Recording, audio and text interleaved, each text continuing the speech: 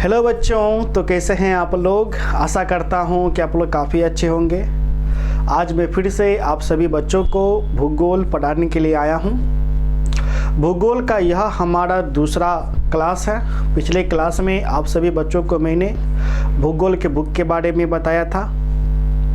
आपको कौन सा बुक खरीदना है, कौन सा बुक नहीं खरीदना है, इनकी जानकारी दिया था। कुल बुक कितने हैं, इनकी भी जानकारी दिया था। किस प्रकार से बिहार बोर्ड में आपका एग्ज़ाम होगा, इनकी भी जानकारी दिया था। इसलिए आज के क्लास में आज मैं आप सभी बच्चों को भूगोल का बेसिक जानकारी दूंगा और बेसिक जानकारी देने के बाद फिर हम अध्याय को प्रारंभ करेंगे। तो प्यारे बच्चों, बने रहिए हमारे साथ। अगर अभी तक हमारे चैनल को सब्सक्राइब नहीं किए हैं, सब्सक्राइब कर दीजिए, बेल आइकन को दबा दीजिए और वीडियो को लाइक कर दीजिए।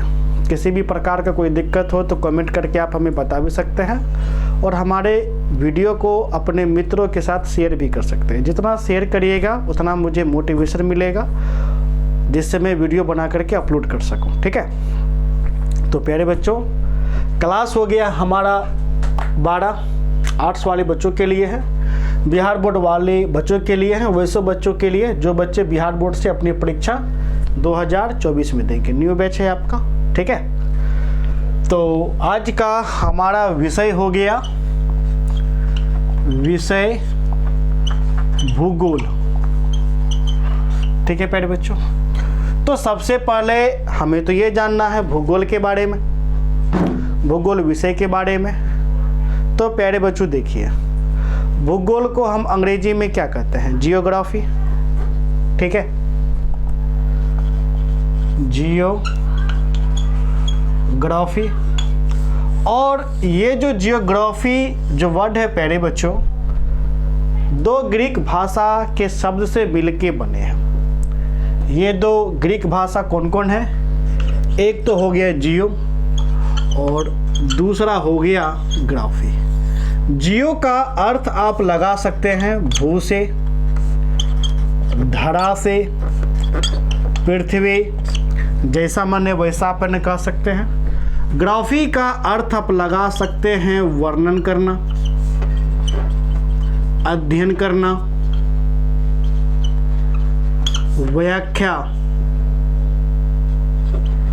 व्याख्या करना, जो मन है वो लगा सकते हैं। इस प्रकार हमारा अर्थ हो जाता है भू का वर्णन करना, अर्थात पृथ्वी का अध्ययन करना, पृथ्वी का वर्णन करना या पृथ्वी का व्याख्या करना ही क्या कहलाएगा प्यारे बच्चों? भूगोल कहलाएगा। अर्थात जियोग्राफी दो ग्रीक शब्दों से मिलकर बना है, जियो प्लस ग्राफी, जिसका अर्थ होता है, यानी जियो का अर्थ पृथ्वी, ग्राफी का अर्थ वर्णन करना। इस प्रकार हम कह सकते हैं पृथ्वी का अध्ययन करना ही जियोग्राफी आपको कहलाएगा। समझने में किसी भी प्रकार का कोई दिक्कत प्यारे बच्चों नहीं ना? यदि हम हिंदी शब्द की बात करूं तो हिंदी शब्द में भूगोल, भू प्लस गोल, अर्थात गोलाकार पृथ्वी का अध्ययन ही क्या कहलाएगा? तो प्यारे बच्चों आपको भूगोल आपको कहलाएगा। कुल मिलाकर के हम बस इतना देख पा रहे हैं कि भूगोल में हम लोग पृथ्वी का ही अध्ययन करते हैं। ठीक है प्यारे बच्चों, यहाँ तक समझने में तो किसी भी प्रकार का कोई दिक्कत नहीं। अब हम देखेंगे भूगोल का अर्थ। कोई आपसे पूछेगा भूगोल का क्या अर्थ है? ठीक है, या भूगोल के अंतर्गत हम किन किन क्षेत्रों का अध्ययन करते हैं? ठीक है प्यारे बच्चों, तो सबसे पहले चूंकि भूगोल में हम लोग किन का अध्ययन करेंगे? पृथ्वी का अध्ययन करेंगे। ठीक है, भूगोल में हम लोग किन का अध्ययन करेंगे? पृथ्वी का। तो सबसे पहले हम पृथ्वी बना लेते हैं। ये मेरा प्यारे बच्चों क्या हो गया? माना कि पृथ्वी। अब ये पृथ्वी है तो देखिए पृथ्वी का 3 भाग होगा। सबसे पहला आंतरिक भाग, ये मेरा अंदर का भाग है। तो अंदर के भाग को हम लोग क्या बोलेंगे? आंतरिक संरचना बोलेंगे कि नहीं बोलेंगे प्यारे बच्चों? ये मेरा पृथ्वी का अंदर भाग है और अंदर के ही भाग को हम लोग क्या बोलेंगे? आंतरिक संरचना। अब पृथ्वी के अंदर क्या है? जैसे पानी है, पत्थर है, ठीक है, और गहराई में जाइएगा तो विभिन्न प्रकार के पदार्थ मिलेंगे। तो पृथ्वी के अंदर का एक तो भाग हो गया। और पृथ्वी का आंतरिक संरचना का जब हम अध्ययन करते हैं तो इन्हीं आंतरिक संरचना के अध्ययन से हमें पता चल पाता है कि भूकंप क्यों आता है, कैसे आता है, या भूकंप कितना तीव्र गति से आया, ज्वालामुखी कैसे विस्फोट करती है, इनके बारे में जानकारी हमें आंतरिक संरचना से ही मिलती है। तो एक तो पृथ्वी का देखिए आंतरिक भाग हो गया अर्थात आंतरिक संरचना, इनका हम अध्ययन करेंगे भूगोल के अंतर्गत, ठीक है प्यारे बच्चों। दूसरा पृथ्वी का बाहरी स्वरूप। अब ये बाहरी स्वरूप है तो प्यारे बच्चों सबसे पहले बाहर स्वरूप में क्या होगा, पेड़ पौधे है ना होंगे, चिड़िया होगा, चिड़िया उड़ेगा, ठीक है, जीव जंतु है ना होंगे, ये जीव हो गया। जीव कौन सा जीव है थोड़ा सा कमेंट करके बता दीजिएगा। ये आप हो गए, ठीक है, तो ये और घर हो गया, तो ये सभी कहाँ है, बाहरी स्वरूप में ही है। बाहरी स्वरूप में कारखाना, नगर, गांव, बस्ती, पर्वत, पठार, नदियाँ, ये सभी पृथ्वी के तो बाहरी स्वरूप में है। तो इनको हम लोग प्यारे बच्चों क्या बोलेंगे, बाहरी स्वरूप, बाहरी स्वरूप, ठीक है प्यारे बच्चों। फिर उसके बाद क्या हो जाएगा, पृथ्वी जो है हमारा वायुमंडल से घिरा हुआ है, वायुमंडल से कवर है, मान लीजिए यहाँ तक हमारा वायुमंडल है, ठीक है।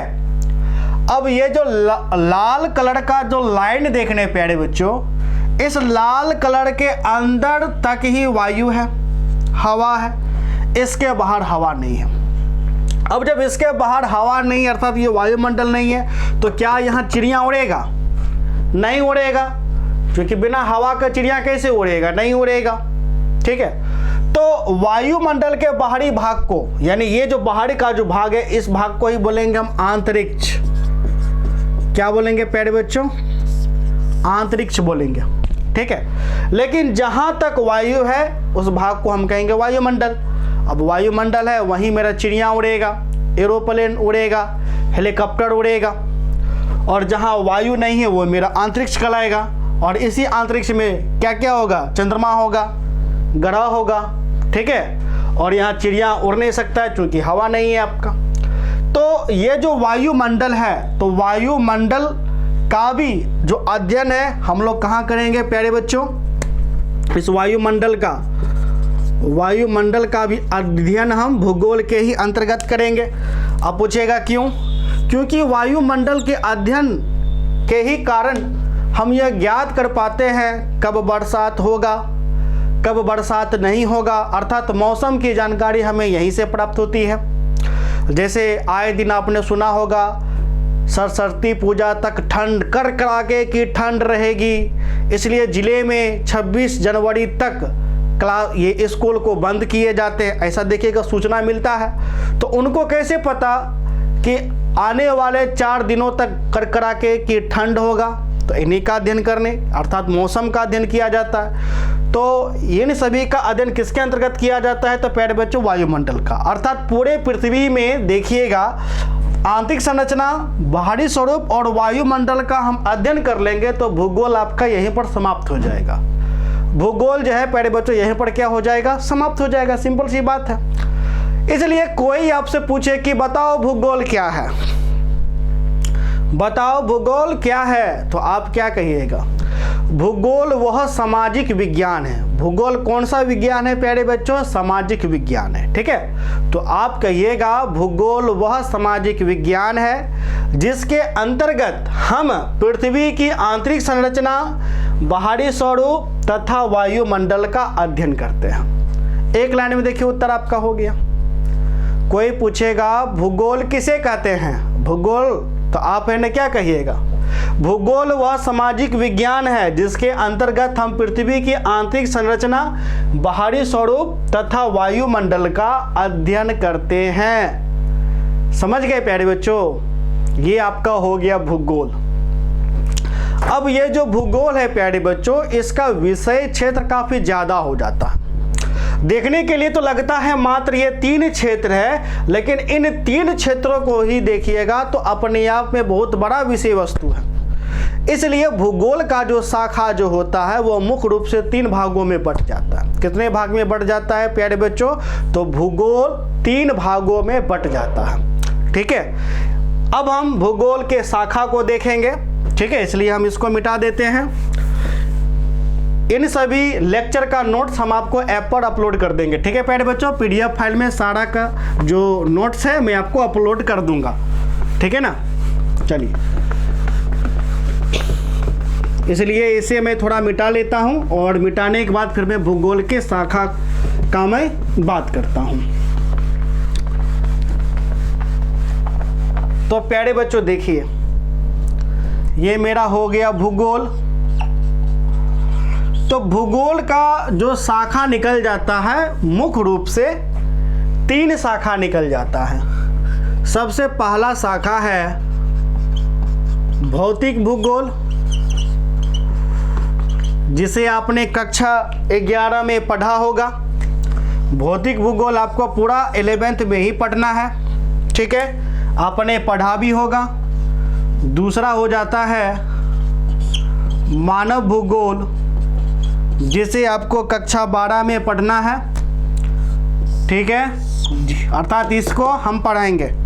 ठीक है, और तीसरा हो जाता है जैव भूगोल, जिसके कुछ ही भाग को पढ़ना है, कुछ भाग को नहीं पढ़ना है, जैसे प्रदूषण, इन सभी के बारे में पढ़ना है। ठीक है, तो इस प्रकार से प्यारे बच्चों देखिए भूगोल का कितना शाखा हो गया। तो भूगोल का 3 शाखा हो गया, भौतिक भूगोल, मानव भूगोल और आपका जैव भूगोल। कक्षा 12 में मैं आप सभी बच्चों को भौतिक भूगोल नहीं पढ़ाऊंगा। क्यों नहीं पढ़ाऊंगा? क्योंकि प्यारे बच्चों आप सभी बच्चे कक्षा 11 में भौतिक भूगोल पढ़ चुके हैं, इसलिए मैं भौतिक भूगोल नहीं पढ़ाऊंगा।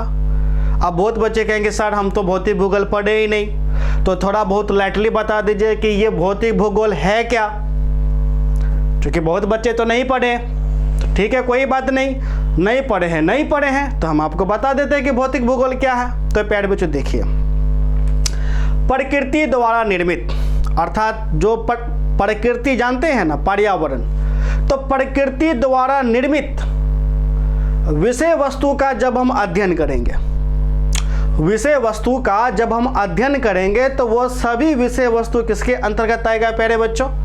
भौतिक भूगोल के ही अंतर्गत आएगा। ठीक है, अब प्रकृति द्वारा निर्मित क्या है? तो प्यारे बच्चों प्रकृति द्वारा निर्मित है पर्वत, पठार, नदियाँ, महासागर, पृथ्वी, अर्थात पृथ्वी का उत्पत्ति कैसे हुआ। ठीक है, तो इन सभी का अध्ययन हम विशेष रूप से कहाँ करते हैं? तो प्यारे बच्चों भौतिक भूगोल में ही करते हैं। इसलिए कक्षा 11 में आप देखिएगा कि जब आप भूगोल पढ़े होंगे आपने क्या पढ़ा? पृथ्वी का उत्पत्ति कैसे हुआ, चंद्रमा का उत्पत्ति कैसे हुआ, ज्वालामुखी का उत्पत्ति कैसे होता है, ये कैसे हुआ। ठीक है, अब भूकंप कैसे आता है, महासागर का निर्माण कैसे हुआ, पृथ्वी पर किस प्रकार से महाद्वीपों का निर्माण हुआ, जैसे पहले पेंजिया बना, ये सब आप पढ़े किसके अंतर्गत? भौतिक भूगोल के अंतर्गत। क्यों पढ़े? क्योंकि भौतिक भूगोल में हम उसी विषय वस्तु को पढ़ते हैं जो प्रकृति द्वारा निर्मित है। ठीक है प्यारे बच्चों, समझने में कोई दिक्कत नहीं ना। इसलिए अब हम आएंगे मानव भूगोल। मानव भूगोल में उस विषय वस्तु को हम पढ़ेंगे जो मानव द्वारा निर्मित होगा। ठीक है, अर्थात मानव द्वारा निर्मित विषय वस्तु को हम कहाँ पढ़ेंगे? मानव भूगोल में पढ़ेंगे। अब मानव द्वारा निर्मित विषय वस्तु क्या क्या होगा? जैसे मानव ने एक स्थान पर रहा और रह करके मानव ने क्या बनाया? गांव। तो गांव के बारे में पढ़ेंगे। मानव ने नगर का निर्माण किया, नगर के बारे में पढ़ेंगे। कारखाना किसके द्वारा निर्मित है? मानव के द्वारा, तो कारखाना के बारे में पढ़ेंगे, अर्थात उद्योग के द्वारा पढ़ेंगे। मानव का जो आवश्यकता है, आवश्यकता को पूरा करने के लिए जो भी संसाधन आए, जैसे सड़क हो गया, ठीक है, रेलगाड़ी हो गया, ठीक है, बिजली हो गया, ठीक है, उसके बाद तो इन सभी को देख लीजिए, ये सारा का सारा किन के द्वारा निर्मित है? मानव के द्वारा निर्मित है। कृषि हो गया, कृषि भी जो करता है कौन करता है? मानव ही करता है, मानव द्वारा ही आपका निर्मित है। तो कृषि भी हम किसके अंतर्गत पढ़ेंगे? तो मानव भूगोल के अंतर्गत पढ़ेंगे। ठीक है, तो मानव द्वारा निर्मित जितने भी विषय वस्तु है, जैसे कृषि, बिना मानव का कृषि होगा नहीं होगा, इसलिए कृषि को हम मानव भूगोल में पढ़ेंगे। नगर, गांव, बस्ती, समुदाय बिना मानव के संभव है नहीं न है, इसलिए इनको भी मानव भूगोल में पढ़ेंगे। सड़क, रेलगाड़ी, उद्योग, कारखाने, इनमें भी ये भी मानव द्वारा ही निर्मित है, इसलिए इसे हम मानव भूगोल में ही पढ़ेंगे। ठीक है, तो मानव भूगोल, तो पूरा का पूरा 12th प्यारे बच्चों हमको मानव भूगोल ही पढ़ना है। इसलिए भूगोल का जो आपका पहला किताब है उनका नाम भी है मानव भूगोल के मूलभूत सिद्धांत, और उस बुक का जो पहला जो अध्याय है वह अध्याय भी है मानव भूगोल, प्रकृति एवं विषय क्षेत्र। ठीक है, तो पहले अध्याय में हम विशेष करके जानेंगे कि मानव भूगोल क्या होता है, क्योंकि पहले अध्याय में तो हमको बताना ही बताना है। ठीक है, इसलिए ज़्यादा डिटेल से मानव भूगोल को हम प्रथम अध्याय में प्यारे बच्चों देखेंगे। जैव भूगोल में क्या होगा? जीवों के बारे में अध्ययन किया जाता है, जो कि आपको अध्ययन करना नहीं है। तो जैव भूगोल विशेष रूप से नहीं पढ़ना है, भौतिक भूगोल नहीं पढ़ना है, पूरे 12th में मानव भूगोल ही प्यारे बच्चों पढ़ना है। इसलिए जो नेक्स्ट क्लास होगा, नेक्स्ट क्लास में मैं भूगोल का जो पहला किताब है मानव भूगोल के मूलभूत सिद्धांत, उनका जो पहला अध्याय है मानव भूगोल, प्रकृति एवं विषय क्षेत्र को मैं प्रारंभ कर दूंगा नेक्स्ट क्लास में। इसलिए आज का ये क्लास काफ़ी छोटा क्लास है, क्योंकि बेसिक मात्र आपका इतना ही बनता है, ज़्यादा बेसिक बनने रहा है और ज़्यादा बेसिक बताने से भी कोई फ़ायदा है नहीं। इसलिए नेक्स्ट क्लास में मैं प्यारे बच्चों अध्याय को प्रारंभ कर दूंगा। और अध्याय को प्रारंभ करने से पहले मैं बताना चाहूँगा, यदि आपने अभी तक हमारे पेड कोर्स को ज्वाइन नहीं किया है तो आप पेड कोर्स ज्वाइन कर सकते हैं। यह पेड कोर्स उन बच्चों के लिए है जो बच्चे बिहार बोर्ड से कक्षा 12वीं की परीक्षा 8 से 2024 में देंगे।